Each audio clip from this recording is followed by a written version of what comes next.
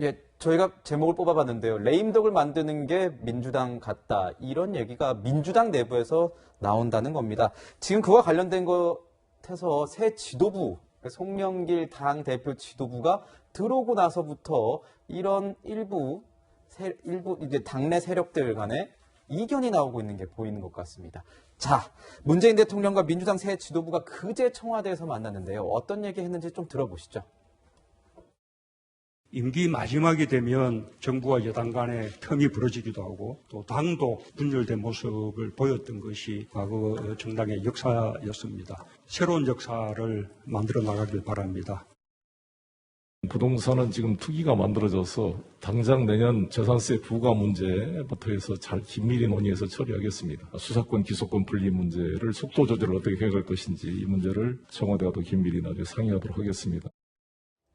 가장 민감한 문제 두 가지를 얘기했습니다. 부동산 문제와 검찰 개혁 문제. 그리고 이 얘기를 하면서 송영길 대표 이런 얘기도 했습니다. 문 대통령 바로 앞에서 이날부터 다음 대선까지 299일 남았다. 대선 승리를 위해선 당의 목소리가 중요하다. 이렇게 얘기를 했습니다. 송영길 대표가 본인의 색깔을 드러내는 것 같습니다. 요약하자면 대선에 청와대가 재뿌리지 말라달라는 그런 요청을 한 것 같아요. 실제로 지난 4.7 재보궐선거나 그리고 총선 같은 경우에는 물론 총선에서는 민주당이 압승했었습니다만 당에서 나왔던 이야기를 청와대가 거의 받아들여주지 않았었거든요. 네. 가장 결정적인 게 지난 총선 직전에 이낙연 전 대표가 재산세 인하와 관련된 공약, 종부세 인하와 관련된 공약을 내세웠습니다. 근데 총선에서 압승하고 선거 끝나고 청와대에서 그거 거부해버렸어요. 그게 결국 4.7 재보궐선거 부동산 민심의 이반으로 나타났다고 민주당에서 파악을 하고 있기 때문에 이번에 지금 당이 주도해서 특히나 송영길 대표 같은 경우는 전당대회 과정에서 LTV 비율을 90%까지 상향하겠다. 무주택 실수요자에 대해서는 대출 규제를 전면적으로 완화하겠다는 이야기를 했는데 이런 공약을 당이 다듬어서 추진할 때 청와대가 반대하지 말아달라는 그러한 입장을 분명하게 밝힌 것 같고요. 지금 국면에서 지금 문재인 정부가 이끌어왔던 검찰개혁의 기조나 부동산 정책의 기조를 앞으로 1년 동안 유지하게 되면 대선이 어려워진다는 생각을 송영길 대표는 꽤나 분명하게 하고 있는 것 같습니다. 문재인 대통령 입장에서는 남은 1년도 본인이 그동안 4년 동안 만들어왔던 기조대로 정책을 이어나가서 국민의 평가를 받고 싶은 마음이 있겠지만 그건 문재인 대통령 1년 뒤에 청와대를 떠나기 때문에 할 수 있는 생각인 것이고 민주당 입장에서는 남은 1년보다는 1년 뒤 대선에서 이겨서 남은 5년을 새롭게 만들어내는 게 훨씬 더 중요하지 않겠습니까? 예. 지금 정책과 관련해서 결의 차이점들이 좀 드러나고 있는데요. 사실 송 대표는 이번에 장관 인사청문회 국면에서 생각보다 센 발언을 하지 않았어요. 초선 의원들이 한 명 정도는 낙마해야 된다 이런 의견을 냈지 대표나 지도부 차원에서 박준영 후보자 이미 낙마했지만 또 임혜숙 장관 이런 사람들에 대해서 낙마하라 마라 그런 의견을 청와대에 전달하지 않았습니다.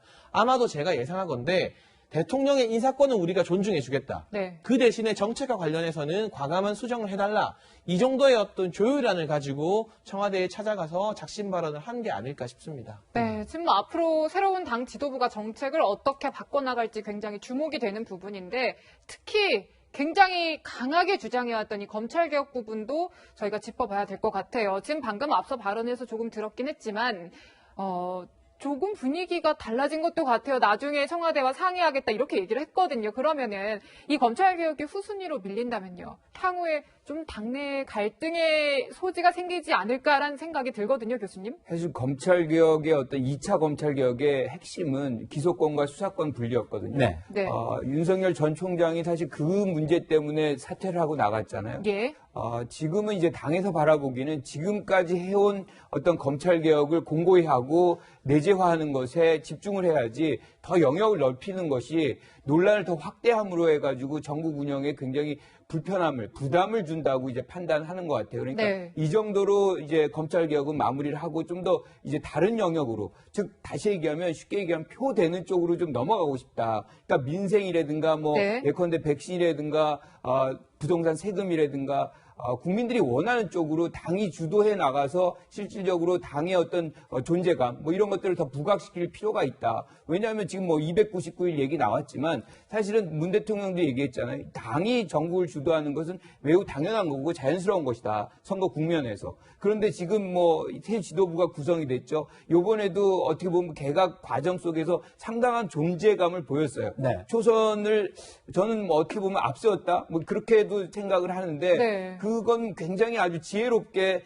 상황을 뭐 어떻게 보면 이제 타협점을 만들어냈다. 한 명을 이제 낙마시키고 상황을 좀 당이 주도하는 쪽으로 이끌어 나갔다. 뭐 이렇게 좀 평가할 수 있을 것 같고요. 이런 장면은 사실은 경선이 되고 후보가 뽑히면 더욱더 무게 중심추는 당으로 갈 수밖에 없는 거거든요. 그래서 이것을 뭐 당과 청와대 갈등이다, 뭐 당이 뭐 뭔가를 이제 힘을 빼려고 한다, 그거랑은 저는 상관이 없는 부분이고 어떤 형태로든 이건 매우 자연스러운 현상이다. 저는 이렇게 생각합니다. 네. 그런데 이런 송영길 대표의 모습이 그렇게 뭐 곱지 않은 시선도 있는 것 같습니다. 이 강성 친문 지지자들의 비판 쏟아지고 있다, 이렇게 얘기가 나옵니다. 당원 게시판 내용 저희가 한번 보여드리도록 하겠습니다.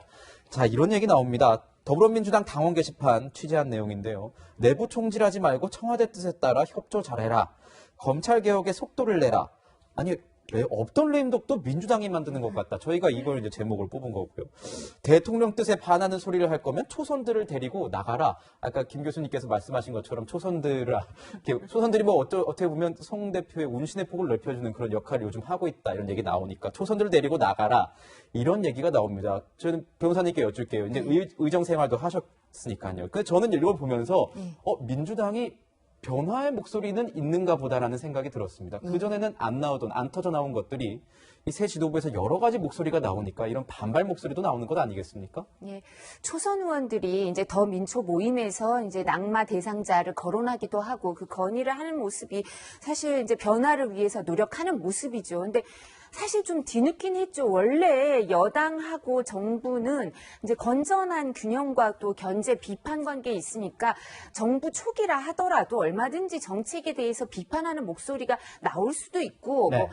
그러니까 인사에 대해서도 일정 부분 이제 목소리가 나올 수도 있었는데 지금까지 이전에는 한 번도 나온 적이 없었죠, 사실. 그러니까 지금이라도 아마 이제 총선 지나고 1년 후고 또 뿐만 아니라 4월 7일 재보궐선거에서 참패했던 원인이 클 텐데요.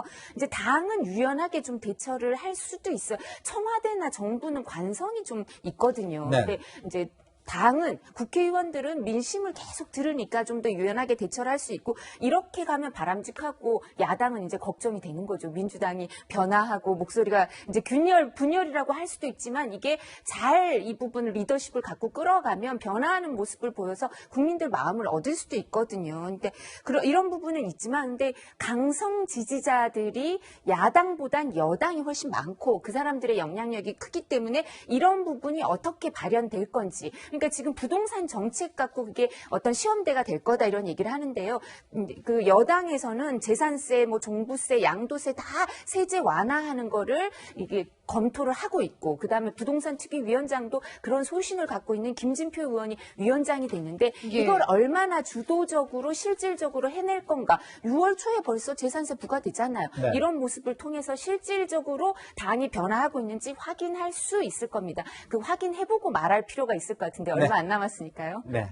네, 지금 뭐 방금 부동산 관련한 부분도 얘기를 해주셨는데 오늘 오후에 고위 당정청이 열립니다. 이제 김부겸 총리가 취임하고 나서 처음으로 열리는 자리인데 이 자리에서 당 정책이 부동산 관련해서 어떻게 흘러갈지 좀 논의가 되지 않을까 주목이 돼요. 또 송영길 대표가 어떤 얘기를 할지도 궁금하고요. 네, 김부겸 총리는 우리가 익히 아는 스타일상 네. 아마도 문재인 대통령보다는 이 당에서 주도하는 부동산 정책 수정이 조금 더 호의적이지 않을까 싶습니다. 그리고 네. 본인이 취임사에서 이제 부동산 정책으로 국민들 상처받는 일 없게 하겠다, 실망시켜드리지 않겠다는 발언을 그렇죠. 했기 때문에 네. 그 말은 아마도 무주택자나 실수요자들에게 대출 폭을 좀 넓혀준다던가 여러 가지 이 금융 지원을 해준다던가 하는 방식으로 나타날 가능성이 높습니다. 송영길 대표 입장에서도 문재인 대통령과 부동산 정책 수정 이야기하는 것보다는 김부겸 총리가 하는 게 심적인 부담도 덜할 것이고 또 말도 더 잘 통한다 이런 생각을 하기 쉽기 때문에 우리가 충분히 그런 부분이 예상되기 때문에 뭐 김부겸 총리도 사실 지난 4년에 문재인 정부 부동산 정책에 직접적인 책임질 사람은 아니었던 거잖아요. 행정안전부 장관이었었기 때문에. 그래서 아마 이 청와대에서 만난 것보다는 훨씬 더 좀 화기애애한 그런 그림이 연출될 가능성이 높고요. 아무래도 이 부동산 정책은 당과 청와대보다는 당과 이 총리, 행정부가 주도해서 수정을 하는 방향으로 가게 될 거라고 보여지고, 이 가운데 민주당 일부 의원들, 뭐 예를 들면 검찰개혁 빨리 해야 된다고 주장하는 김용민 이 수석 최고위원이나 이런 사람들의 반발이 있을 텐데, 그 반발을 송영길 대표가 어떤 리더십을 발휘해서 잘 무마하느냐가 남은 국정 1년의 과제가 될 것 같습니다. 네, 어떤 내용이 오가는지는 저희가 취재를 해서 오늘 매니뉴스에 전할 수 있으면 전해드리도록 하겠습니다.